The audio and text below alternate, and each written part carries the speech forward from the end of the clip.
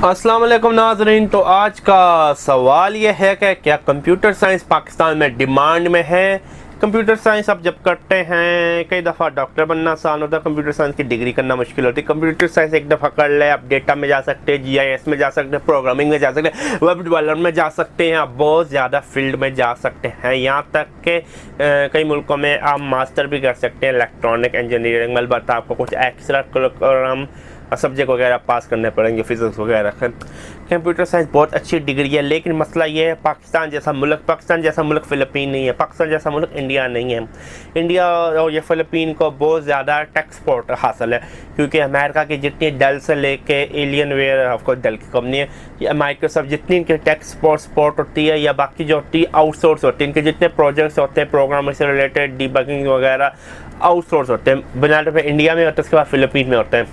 Of course America India का पसंद करता है, काफर मुल्क को हर कोई पसंद करता है, और फ़िलिपीन एक अमेरिका का ही मुल्क रह चुका है। अगर नहीं जानते हैं, अमेरिका के कब्जे में रह चुका है, तो फ़िलिपीन बहुत ज़्यादा प्रो अमेरिका होता है। अलबत्ता अभी सूरत हाल में बदल रही है जो उनका अब असलर है। तो कहने का मकसद है वहाँ पे पाकिस्तान में ओवरऑल इतनी जॉब्स नहीं है। पाकिस्तान एक एग्रीकल्चर है, पाकिस्तान एक टेक कंट्री कभी नहीं बन सकता, ना बनना चाहिए। हम कुछ चीज़ के पीछे भाग रहे हैं जो हम नहीं है। अगर पाकिस्तान के तल्लुका यूरोप या अमेरिका के साथ अच्छे होते हमारे लिए ईजिली टेक्सपोर्ट आता, लेकिन दुनिया हमसे नफरत करती है बताने, क्योंकि हम मुसलमान हैं। आप एक न्यूक्लियर कंट्री हैं, कभी भी आपको अमेरिका पसंद नहीं कर सकते, कभी भी आपको अमेरिका नहीं पसंद करेगा। हम एक्सपोर्ट की बात करते हैं, एक्सपोर्ट हम अमेरिका यूरोप नहीं कर सकते। दिमाग में क्यों नहीं आती हुकूमत के बाद? मुझसे मशवरा लें, मुझे एक दिन वज़ीर-ए-आज़म बनाए, इतने मसले हल कर दूंगा। पाकिस्तान ने एक्सपोर्ट करनी है, अफ्रीका है, अफ्रीका में 50 ममालिक हैं, हम अफ्रीका को एक्सपोर्ट करें। हमारे पास अफ्रीका का 8 बजट नहीं है, और बेशर्मा मर जो डुब के 8 बजट ही नहीं है। हमने अगर हम छोटे छोटे मुल्कों में अफ्रीका में 8 देनी शुरू कर सकते, 5 मिलियन 10 मिलियन हमारे लिए क्या है? 10 मिलियन डॉलर एड दे सकते हैं अगर हम चाहें। हमें क्या तकलीफ है?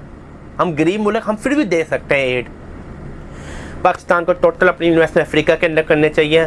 ठीक है, अफ्रीका के अंदर पहले से इतना टैलेंट मौजूद है आईटी वगैरह का, प्रोग्रामिंग का, वो आप उनका नहीं ले सकते। आप उनको सप्लाई चीज़ें कर सकते हैं, एड कर सकते हैं, मतलब एक्सपोर्ट कर सकते हैं। जो पाकिस्तान में इस तरह वो टेक कल्चर नहीं बन पाया जो लोग बनाना चाहते, ना बन सकता है। लोगों को समझ नहीं, जो चीज़ नहीं बन सकती नहीं बन सकती।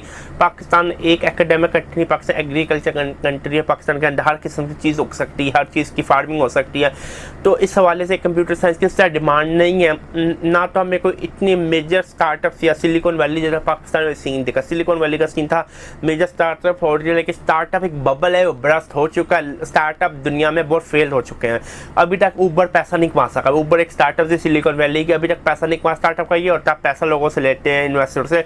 आपको वो करना पड़ता है, एक्सेलरेशन करना पड़ता है, आपको बुनियादी इग्नाइट करना पड़ता है, आपको पैसा बर्न कर बहुत जल्दी करना पड़ता है। कहने का मकसद ये पाकिस्तान में वैसा नहीं है। पाकिस्तान में स्टार्टअप्स हैं, Daraz.Peak एक बहुत मशहूर स्टार्टअप, इसके अलावा बाकी स्टार्टअप्स हैं, लोकल स्टार्टअप। लेकिन उसके बावजूद हमें कंप्यूटर साइंस से इतनी ज़रूरत नहीं है। तो मेरे सवाल का कंक्लूडिंग जवाब ये है कि हमें पाकिस्तान में कंप्यूटर साइंस की इतनी डिमांड नहीं है।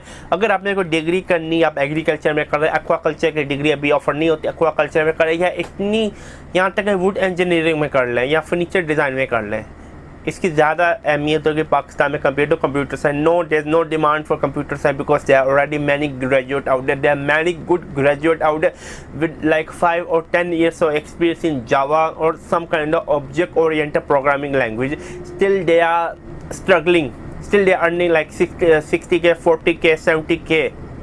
एक प्रोग्राम में कि पाकिस्तान में सैलरी 2 से 3 लाख रुपए इजीली होनी चाहिए, लेकिन नहीं होता है। अलबत्ता तुर्की में एक लड़की की मेरी मुलाकात हुई, नाम है उसका गोल, बड़ी खूबसूरत है, बड़ी खूबसूरत है। ठड़की और शर्म नहीं आती। मैं ये एजुकेशन की बात कर रहा हूँ, मैं मजाक कर रहा हूँ, तुम सीरियस हो गए। अच्छा, सीरियसली मैंने उससे बात की, उसने मुझे बताया, रामे क्या कहते हैं, हमारे मुल्क में मैं नेटवर्क इंजीनियर हूँ, लेकिन फिर भी अब स्ट्रगल कर रहे हैं तुर्की में। मैंने कहा क्या मतलब? मुझे वो कहती मेरी सैलरी इस वक्त तुर्की में 60,000 रुपये है, 60,000, 60K। मैं हैरान हो गया। मैंने कहा 60K तुर्की, तो ऑफकोर्स उनका स्टैंडर्ड लिविंग हाई है। कहती आधी सैलरी तो मेरी 30,000 रेंट पे चली जाए, छोटा सा कमरा है। पाकिस्तान में अगर आप 60K कमा रहे हैं, आपका खर्चा इजीली हो जाता है, 10,000 का आपको मिल जाता है। खाना पीना बहुत सस्ता है, बहुत सस्ता है पाकिस्तान। उसकी 60K में नहीं पूरी होती है। तीसरा रेंट पे चला गया, तीसरा खाने पे लग गया, कुछ भी बाकी ट्रांसपोर्टेशन का, बाकी ये वो, उसका खर्चा 1 लाख है। अकेली लड़की इतने टाइट बजट पे गुजारा करती है, कीमत तरस आता है। उसके बावजूद नहीं होता, उसके वालिदैन पीछे सपोर्ट करते। कहने का मकसद कि दुनिया भर में जिस वक्त इकनॉमी दुनिया भर में क्राइसिस चल रहा है, कोई बात नहीं कर रहा, एक IT का क्राइसिस बबल बर्स्ट हो चुकी, नई इतनी डिमांड है। मैं जब काम करता था गूगल की नैनो डिग्री के लिए, हाँ मैं गूगल के लिए काम कर चुका हूँ, उनकी नैनो डिग्री यूडासिटी के लिए, मैं कमाता था 11 लाख रुपए। अलबत्ता अलग स्टोरी है, मुझे उन्होंने निकाला, फायर किया। क्यों फायर किया वो वहाँ पे अब नहीं पता। गूगल में टोटल इंडियंस का कब्जा है, वो नहीं, उनको रासत पाकिस्तानी 11 लाख कमा रहा है। अलबत्ता मेरे पास डिग्री नहीं है, मैं अपनी स्किल बेस पे, अपने पोर्टफोलियो पे उन्होंने मुझे हायर किया था एज अ मेंटर। मैं प्रोग्रामिंग सिखाता था, उसके बाद डिजिटल मार्केटिंग सिखाता था। लेकिन इंडियंस को नहीं वो बर्दाश्त हुआ, क्योंकि जितनी गूगल के आउटसोर्स है, जितने मेंबर्स हैं इंडिया में, टोटल आउटसोर्स किया मैंने अंदर से देखा है। टोटल आउटसोर्स है, टोटल बायस है गूगल CEO इंडियन, टोटल बायस है, टोटल वो रेसिस कंपनी है Google, with all due respect. आपको नहीं कभी देंगे। काफ़ी ज़्यादा मैंने कोशिश की सब पाकिस्तानियों को लेके आया जाए, ये वो, उन्होंने पाकिस्तानी नहीं लेके आए। वो डिफरेंट स्टोरी। मैं आपको कहूँगा कंप्यूटर साइंस मत करें। दुआ में याद रखें। अल्लाह हाफिज़।